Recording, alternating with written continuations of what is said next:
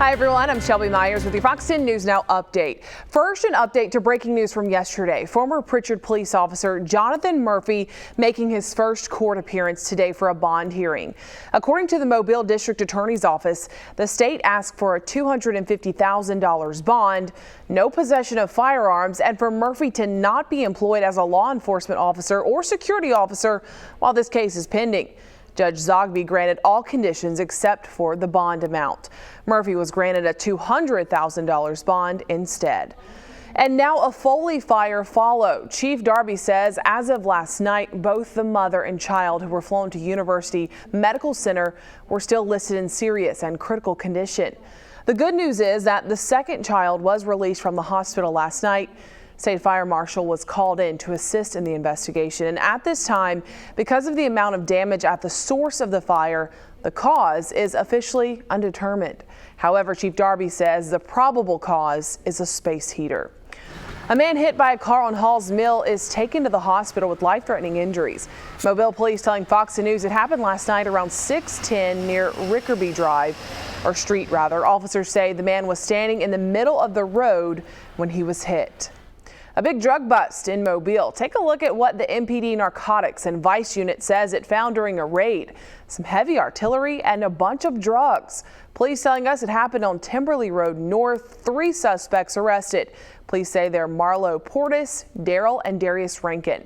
Investigators say the drug stash included 8 pounds of marijuana, 15 Cali Bud THC cartridges, 14 dime THC cartridges, and 16 Vibe Monk edibles.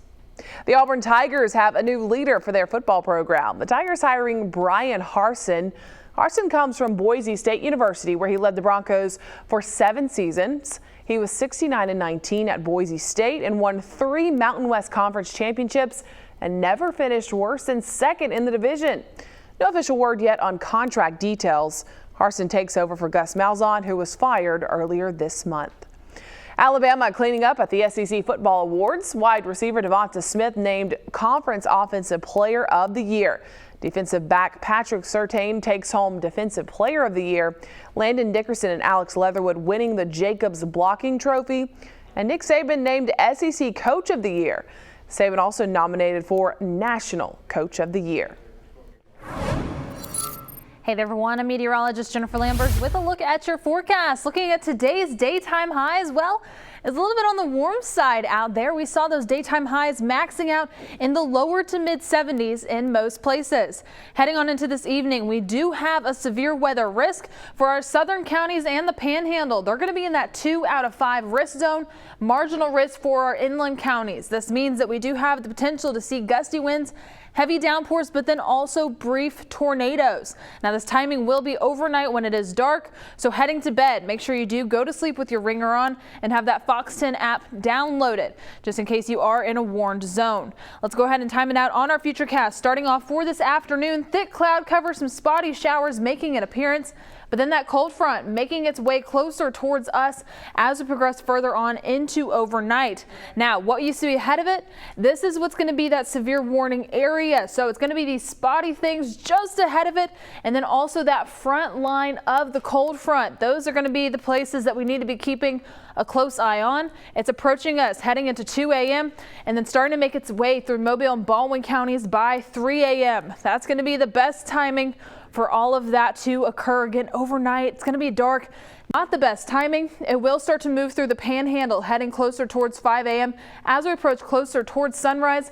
Everything behind this, though, it's just going to be rain. Also, it's going to be a bit on the colder side and breezy behind it. So once that line gets past us, that severe weather threat will diminish and conditions will clear up heading on into our afternoon by 1 p.m.